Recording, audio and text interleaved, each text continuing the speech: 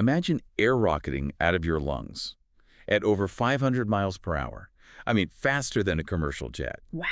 Or with enough internal force to potentially match a professional strongman's grip. This isn't just, a tickle in your throat. We're talking about the astonishing and often utterly debilitating reality of chronic cough. For millions, a persistent cough isn't just an annoyance. It's really a life-altering condition that's frequently misunderstood, leaving people just searching for answers. Yeah, So today, we're taking a deep dive into chronic cough. exactly. And our mission really is to unmask this invisible scourge. We want to explore the latest understanding, how it's now seen as a distinct disease, not just some lingering symptom. Right. We'll be drawing insights from a pretty comprehensive course designed for healthcare professionals, trying to distill what's truly important for you to know about this complex challenge, and also the innovative ways clinicians are now approaching it.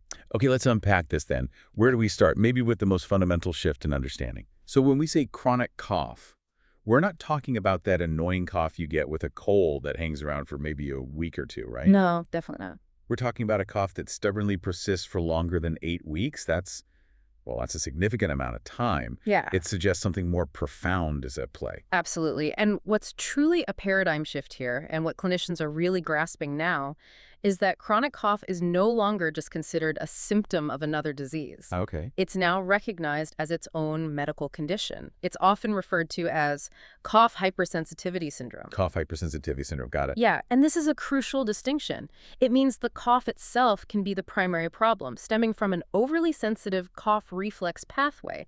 It's not just a secondary sign of, say, asthma or reflux all the time. So the pathway itself is the issue. Exactly. And this new understanding is just vital, really, for both patients seeking relief and the doctors trying to provide it. And what's so fascinating about that, to me anyway, is how much it echoes what we've learned about chronic pain. That's a great analogy. We used to think chronic pain was just, tissue damage that wouldn't go away.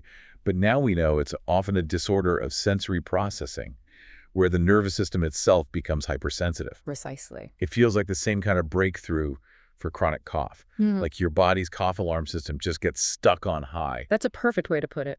And this leads to some really specific and often distressing experiences for people, doesn't it?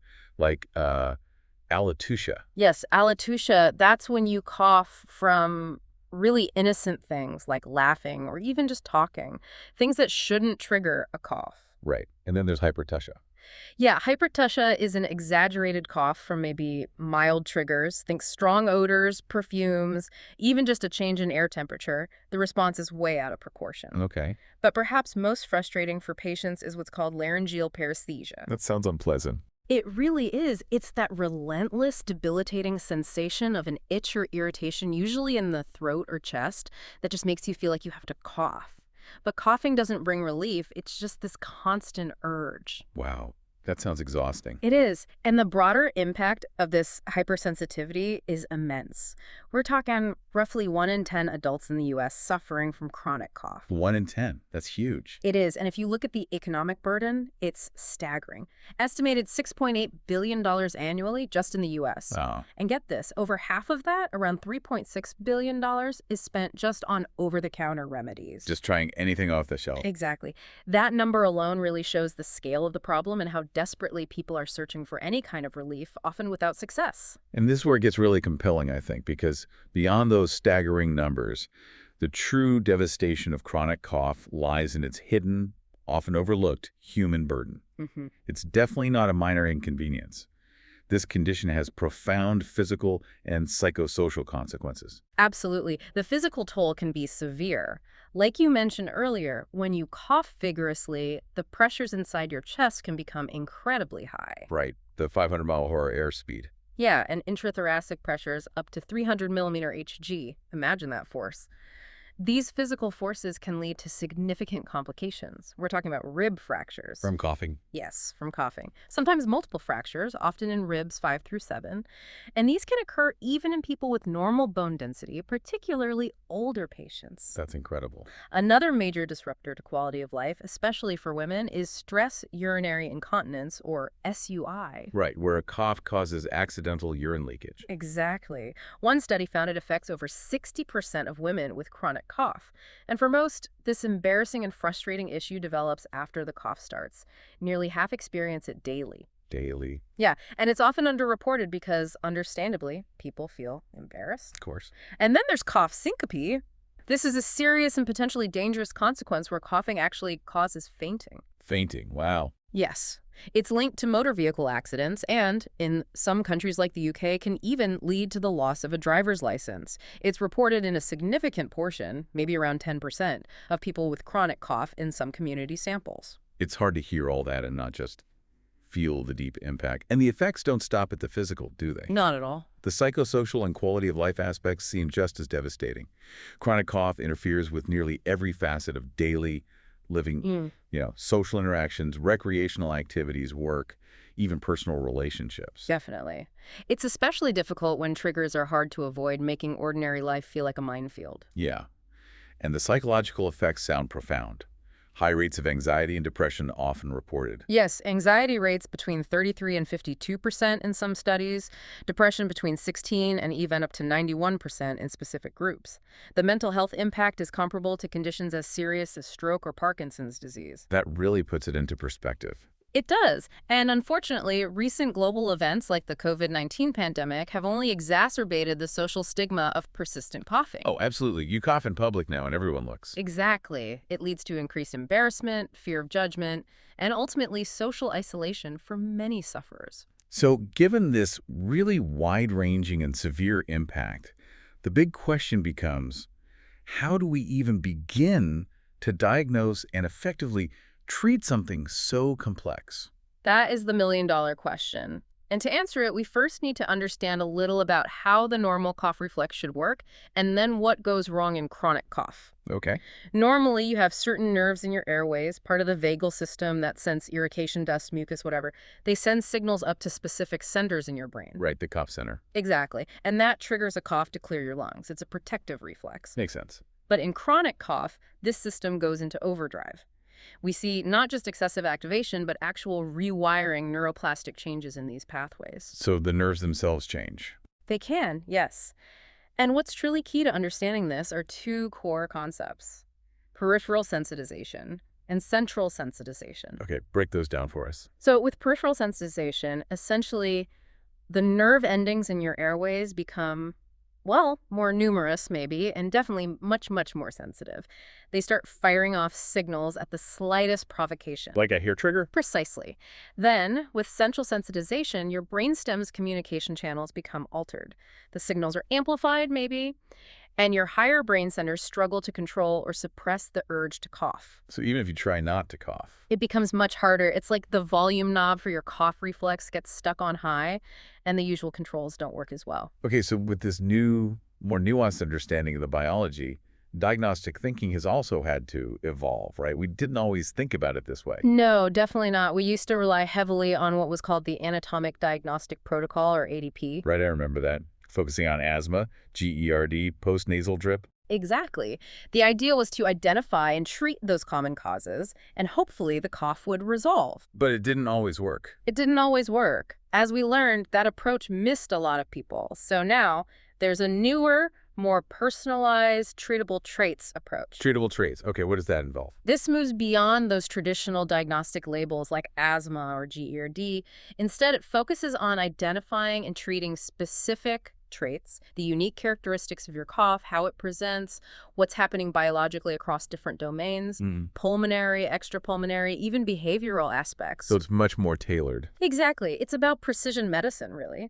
Tailoring the treatment to the individual's specific profile, their specific collection of traits. Okay, so what does the initial evaluation look like now then, if someone comes in with a cough lasting over 8 weeks? Well, a thorough history and physical exam are still absolutely crucial. You really need to listen to the patient's story.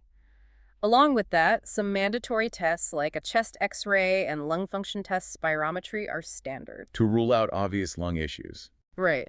And it's also critical to identify any danger signs, things like fever, significant weight loss, coughing up blood, recent onset chest pain.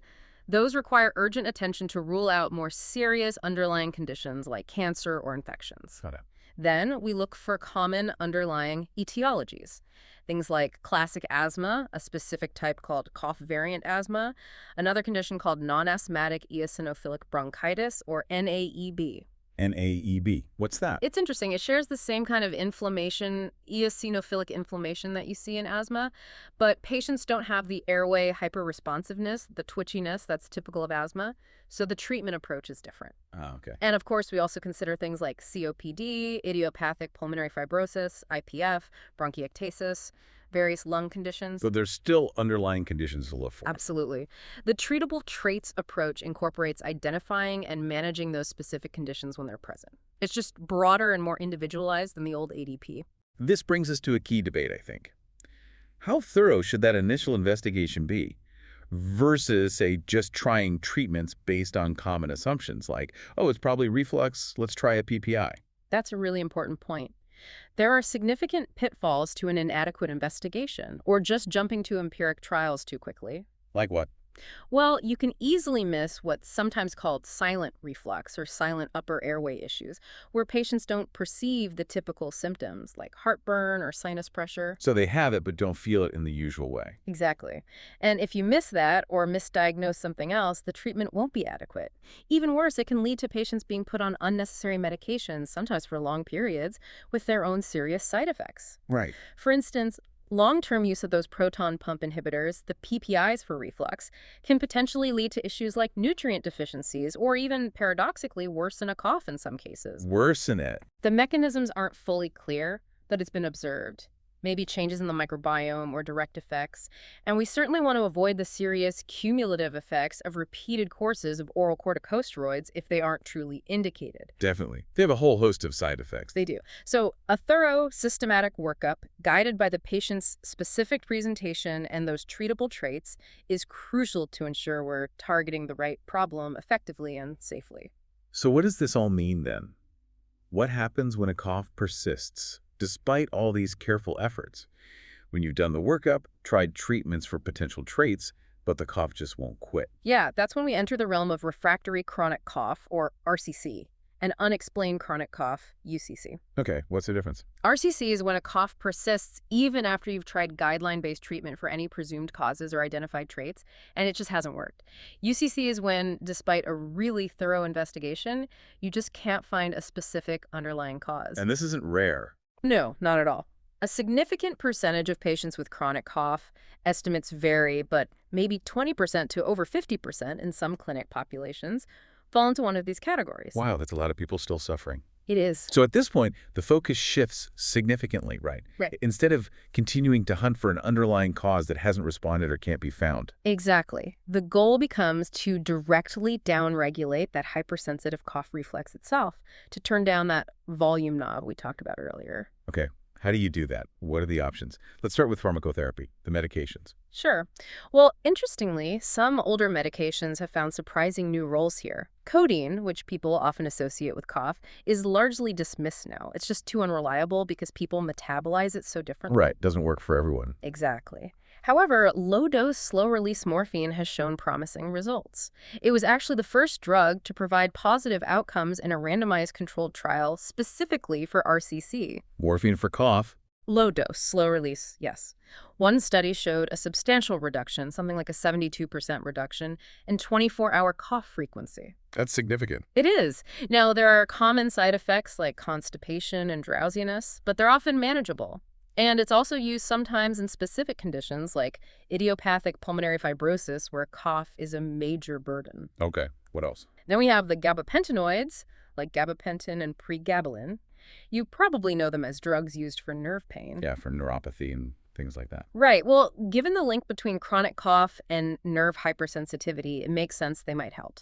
And they have shown benefits in reducing cough severity in trials. Gabapentin, for instance, showed a good improvement in quality of life scores in one trial. Side effects similar.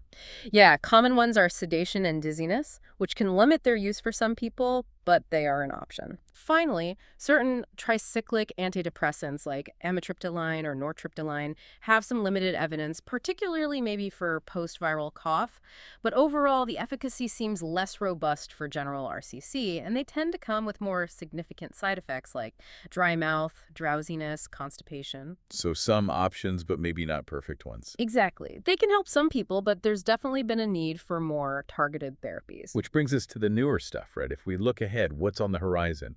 What are the game changers in terms of new treatments that are really targeting this hypersensitive cough reflex? Yeah, this is where it gets really exciting. We're talking about the P2X3 receptor antagonists. Me too, X3. Okay, this is a completely new class of drugs. They work by blocking specific receptors, the P2X3 receptors that sit on those vagal sensory nerves in your airways. These receptors are activated by ATP, a molecule released during inflammation or irritation. So blocking them stops the signal right at the nerve ending. Essentially, yes. It helps turn down that volume knob, dials back the hypersensitivity. And has this worked in practice? Yes. The first one, gefapixant, was really the first novel therapy in decades to show a dramatic reduction in cough frequency in large trials. It led to approvals in the EU, Japan, and Switzerland. That sounds like a huge breakthrough. Any downsides? There was one major one, a near-universal side effect of altered or loss of taste called ageusia, particularly at the higher, more effective doses. Loss of taste, that's significant. Very significant. It caused a lot of patients to stop treatment in the trials. The good news is researchers are now actively studying lower doses that seem to be better tolerated while still providing benefit. So hope remains for gefapixant. Okay.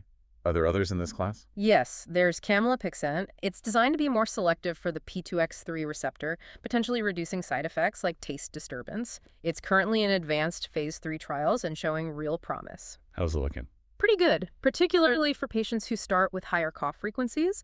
And intriguingly, it's also shown a reduction in that cough-related urinary incontinence we discussed earlier. Oh, wow. That's a huge potential bonus. Absolutely. Somewhere between 11 and 21% of patients in one study reported no SUI after treatment. So it could address multiple aspects of the cough burden. That's really encouraging. Are there other novel targets being explored beyond P2X3? Yes, definitely. Researchers are looking at other ways to calm those hyperactive nerves, like different types of sodium channel blockers. There are also TOPMA agonist compounds that mimic the cooling sensation of menthol, like one called AX8, which might help soothe throat discomfort and the urge to cough. And NK1 antagonists, another class targeting nerve signaling. So the pipeline is actually quite active. That's great to hear. But it's not just about drugs, though, is it? Non-drug therapies are also proving incredibly effective. Absolutely. And we should definitely talk about speech and language therapy, often called SLT, or sometimes behavioral cough suppression therapy. How does that work for a cough? It's actually a complex but really impactful intervention. It's not just about telling someone to stop coughing. It involves comprehensive education, helping patients understand why they're coughing, about the nerve hypersensitivity. Okay, knowledge is power. Exactly. Then there are practical vocal hygiene practices, things like ensuring proper hydration, using nasal breathing instead of mouth breathing, which can dry the throat, and crucially, targeted cough suppression techniques. Like what? Things like a forceful swallow, sipping water at the first sign of the urge, specific breathing exercises, or throat clearing substitution maneuvers. The therapist works with the patient to find what works for them. And counseling, too. Yes, psychoeducational counseling is a key component.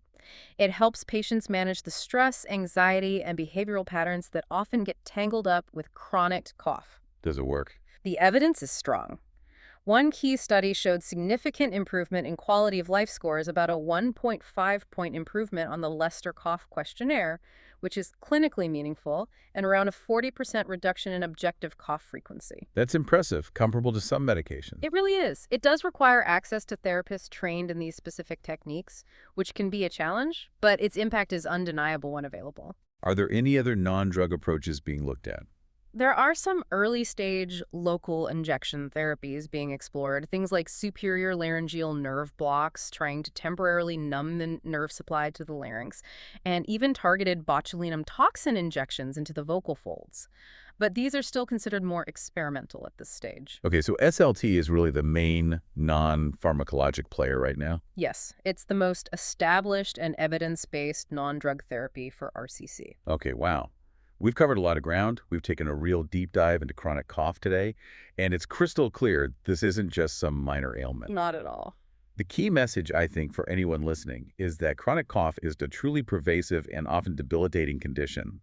It's now understood as this complex disease of nerve hypersensitivity, Yeah. and it profoundly affects millions, both physically and emotionally. Exactly. And the clinical landscape is genuinely evolving. We've moved from those older, somewhat limited diagnostic protocols to this much more personalized, precision-focused treatable trait strategy. Right. And that, combined with these promising new pharmacologic interventions like the P2X3 antagonists and the proven effectiveness of nonpharmacologic therapies like speech therapy, offers real, tangible hope for relief where, honestly, there was once mainly frustration and misunderstanding. It really does feel hopeful. So maybe a final thought for our listeners to chew on. Considering how chronic cough can stem from a hypersensitive nerve pathway, kind of makes you wonder, doesn't it? Wonder about what? Well, about the other invisible sensory challenges people might be facing that maybe we haven't fully understood yet. What everyday sensations or physical discomforts might you, listening right now, be experiencing that could actually be symptoms of an underlying, perhaps treatable hypersensitivity, something that's waiting for the right scientific lens to bring it into focus. That's a fascinating thought. This idea that other common, maybe dismissed symptoms could also stem from similar mechanisms of sensory pathway dysregulation. Yeah. It's a powerful reminder, I think, for all of us to stay informed, to advocate for ourselves or for others when something doesn't feel right, and to keep seeking answers, because science is constantly evolving. Well said. There's always more to learn.